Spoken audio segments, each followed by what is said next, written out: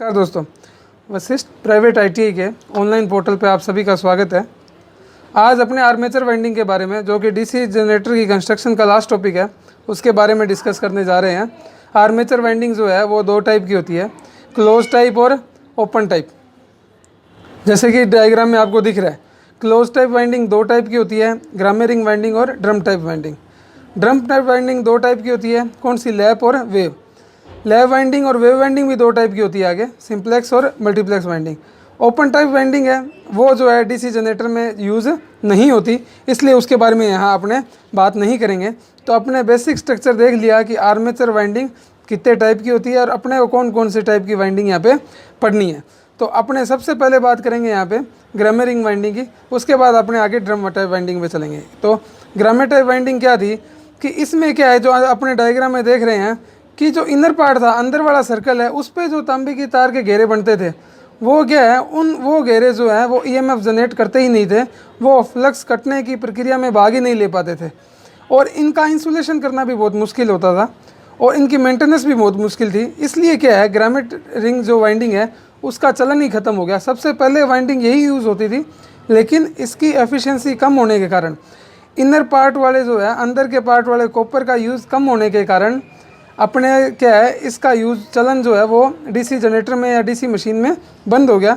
आजकल DC machine में जो है वो सिर्फ अपने जो है ड्रम टाइप वाइंडिंग यूज़ होती है। ड्रम टाइप वाइंडिंग भी आगे दो टाइप की होती है, वो अपने आगे डायग्राम में देखेंगे। पहले अपने देखते हैं वाइंडिंग बनती कैसे है, वो अपने देखते हैं। तो दो कंडक्टर मिलकर एक टर्न बनाते हैं, जैसे कि ए नंबर डायग्राम में दिया हुआ है। दो कंडक्टर हैं, पहला एस मतलब स्टार्ट, एफ मतलब फाइनल। तो ऊपर एंड कनेक्शन से ये जुड़े रहते हैं। तो दो कंडक्टर कम से कम चाहिए एक टर्न बनाने के लिए। एक करंट को लेके जाएगा, एक करंट को लेके आएगा। फिर अगर इन्हीं टर्न को एक से ज़्यादा मैं कर दूं तो वो कोयल का रूप ले लेते हैं। तो बीट डायग्राम है, कोयल बना हुआ है।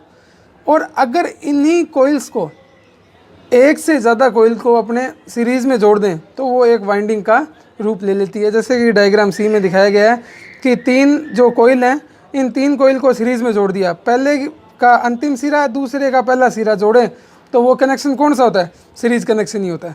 तो अपने इसमें सीरीज़ कनेक्शन में जोड़ दी। तो यही हुई कि दो कंडक्टर से मिलके एक टर्न बना, एक से ज़्यादा टर्न मिलके कोयल बनी, और एक से ज़्यादा कोयल सीरीज़ में अगर जुड़ जाती हैं तो वो अपना जो है वाइंडिंग का रूप ले लेती है। अब इसी वाइंडिंग को अपने आगे पढ़ने जा रहे हैं। तो सबसे पहले अपने पढ़ेंगे ड्रम टाइप वाइंडिंग में लैप वाइंडिंग को। लैप वाइंडिंग जो है वो क्या है कि सबसे पहले यूज़ कहाँ होती है? यूज़ वो होती है हाई करंट में और लो वोल्टेज में। हाई करंट का यूज़ सबसे ज़्यादा कहाँ किया जाता है? अपने जो वेल्डिंग जनरेटर है वहाँ यूज़ किया जाता है, क्योंकि वेल्डिंग जनरेटर में क्या होता है कि अपने को आर्क जनरेट करनी होती है, शॉर्ट सर्किट पे काम करती है। शॉर्ट सर्किट में करंट की वैल्यू क्या रहती है? हाई रहती है। तो करंट की हाई हो वहाँ अपने लैप वाइंडिंग का यूज़ करेंगे। अब इसमें अपने देखते हैं कि पोल पिच क्या होती है। पोल पिच होती है दो पोल के बीच की दूरी। कोयल पिच क्या होती है? दो कोयल साइड के बीच की दूरी। जब पोल पिच और कोयल पिच दोनों बराबर हो जाएं तो वो वाइंडिंग कहलाती है फुल पिच वाइंडिंग। तो अब आपको जो डायग्राम में दिखाया गया है वो एक फुल पिच वाइंडिंग का डायग्राम है। इसमें क्या है कि फुल पिच वाइंडिंग या कोयल पिच का फॉर्मूला क्या होता है? स्लॉट पर पोल। तो आप आर्मेचर में बीच में स्लॉट देख सकते हैं, कितने हैं? 12। और पोल कितने हैं? 6। तो 12 में स्लॉट पर पोल मतलब 12/6, तो क्या बचा? 2। अब उस 2 का मतलब क्या है वो देखते जाओ। आप इसमें लाल रंग की एक वाइंडिंग देख रहे हो कि कम्यूटेटर के 1 नंबर स्लॉट से मैंने स्टार्ट करा और वहाँ से स्टार्ट करूँ तो मेरी कोयल पिच कितनी थी? 2। तो 1 में +2 करो 3, तो 3 नंबर स्लॉट से वाइंडिंग वापस आएगी। 1 से तो गई और 3 नंबर स्लॉट से वापस आएगी। और ये पहली वाइंडिंग तो कम्यूटेटर पे स्लॉट के 1 पे थी, तो वापस जो वाइंडिंग आएगी वो 2 पे आ जाएगी। और जब कम्यूटेटर पिच का डिफरेंस 1 रहे, जैसे इसमें देखो 1 से 2 में था, तो उसमें क्या अपने कहला देते हैं कि वो सिंप्लेक्स वाइंडिंग अपनी कहलाती है। अगर कम्यूटेटर पिच का डिफरेंस 2 रहे तो वो अपना जो है डुप्लेक्स वाइंडिंग कहलाती है। अगर उसका डिफरेंस 3 रहे तो वो ट्रिप्लेक्स कहलाती है। और अगर m रहे डिफरेंस तो वो m कहलाती है। ठीक है, मल्टीप्लेक्स वाइंडिंग कहलाती है। उसके बाद अपने आगे देखें। आगे देखा 1 नंबर वाली किस में गई? 3 नंबर स्लॉट में। 2 नंबर वाली कहाँ चली जाएगी? 4 नंबर स्लॉट में। 4 नंबर वाली कहाँ जाएगी? 6 नंबर स्लॉट में। क्यों? क्योंकि कोयल पिच जो अपनी थी वो कितनी थी? 2 थी।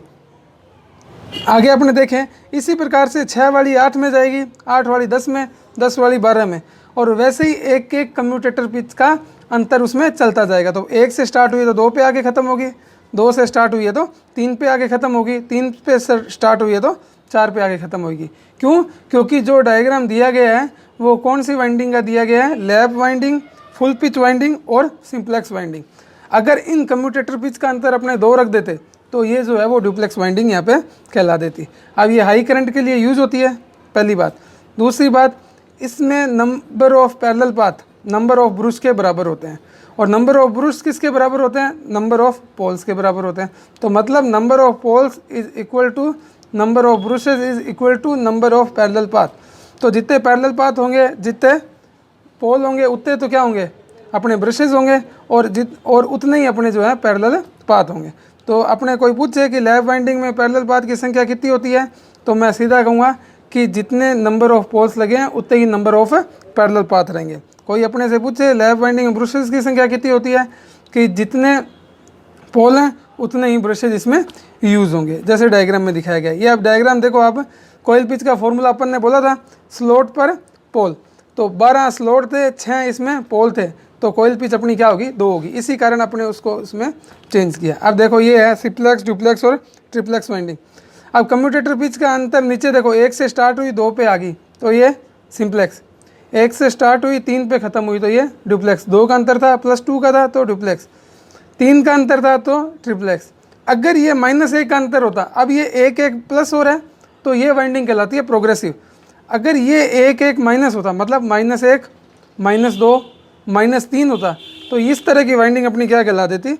ये अपनी कहला देती यहाँ पे जो है रिट्रोग्रेसिव। और जो +1 +2 +3 या +m आ रहा है उसको अपने बोल देते हैं क्या? Progressive winding. तो लैप वाइंडिंग में भी आगे टाइप हो गए सिंप्लेक्स, डुप्लेक्स, ट्रिप्लेक्स, मल्टीप्लेक्स तो है ही है, साथ में प्रोग्रेसिव और रिट्रोग्रेसिव भी इसी के पार्ट है। हाई करंट के लिए यूज़ होती है, वेल्डिंग जनरेटर में इसका यूज़ किया जाता है। बेसिक चीज़ें जो थी वो इसके बारे में यही थी।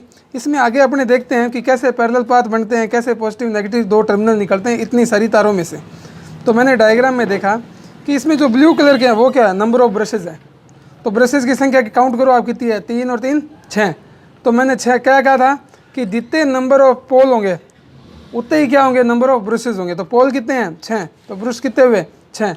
जितने नंबर ऑफ पोल होंगे उतने ही नंबर ऑफ ब्रशेज़ होंगे, और उतने ही नंबर ऑफ पैरेलल पाथ होंगे। तो अब इस डायग्राम से मैं देख सकता हूँ कि 6 ब्रशेज़ हैं, 6 पोल हैं, तो पैरेलल पाथ भी कितने होंगे? 6 होंगे।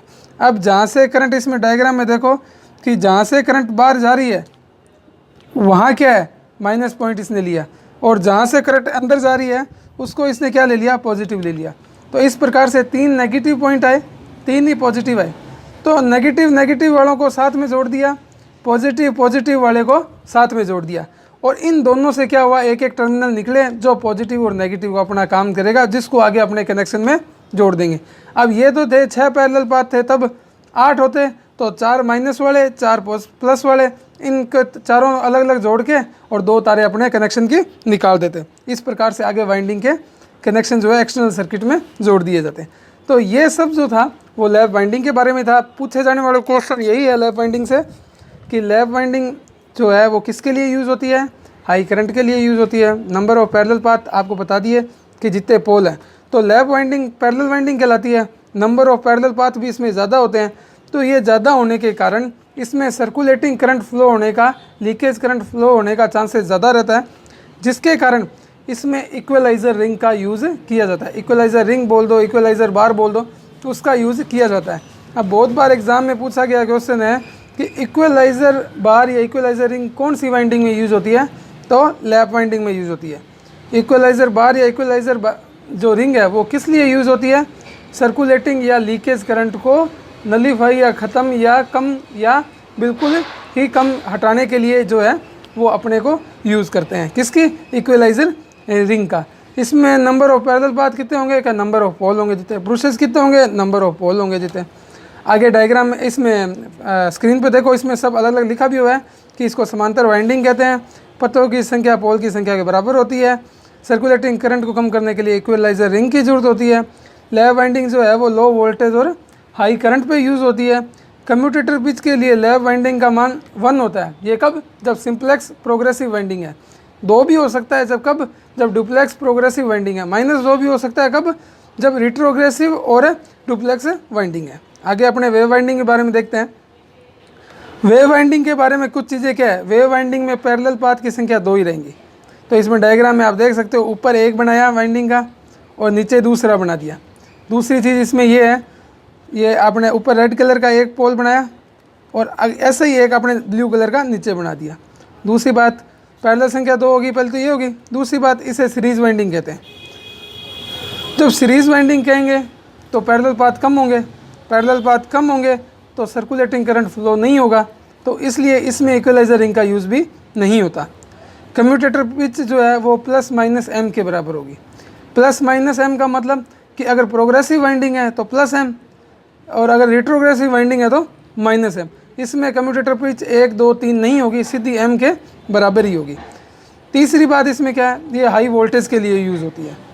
चौथी बात इसमें क्या है कि इसमें ब्रश की संख्या भी, क्योंकि पोल जो पैरेलल पाथ 2 ही हैं तो ब्रशेज की संख्या भी 2 ही रहेंगी। और इसमें इम्पोर्टेंट बात, इसमें इक्वलाइजर रिंग तो यूज़ नहीं होती, लेकिन इसमें पैरेलल पाथ 2 होते हैं। इसमें मैकेनिकल अनबैलेंस की कंडीशन ज़्यादा आ सकती है। उस कंडीशन को दूर करने के लिए इसमें डमी कोयल का यूज़ किया जाता है। तो बहुत बार पूछा गया क्वेश्चन है कि वेव वाइंडिंग में कौन डमी कोयल यूज़ की जाती है या नहीं की जाती? की जाती है। और इक्वलाइजर रिंग किस में यूज़ की जाती है? लैप वाइंडिंग में यूज़ की जाती है। अब ये अपना ये दे दिया कि इसमें क्या है, ये समांतर पथों की संख्या 2 होती है, ब्रश की संख्या भी क्या होती है? 2 होती है। और वेव वाइंडिंग जो है हाई वोल्टेज और लो करंट के लिए यूज़ की जाती है। ये चीज़ें जो थी इसमें बेसिक थी। और कम्यूटेटर पिच के लिए वेव वाइंडिंग का मान 2 पोल पिच के बराबर होता है, मतलब 2 पोल बीच में होंगे ही होंगे, जैसा कि पीछे डायग्राम में भी आपने देखा था। यही वाइंडिंग का पार्ट है। थैंक यू, धन्यवाद।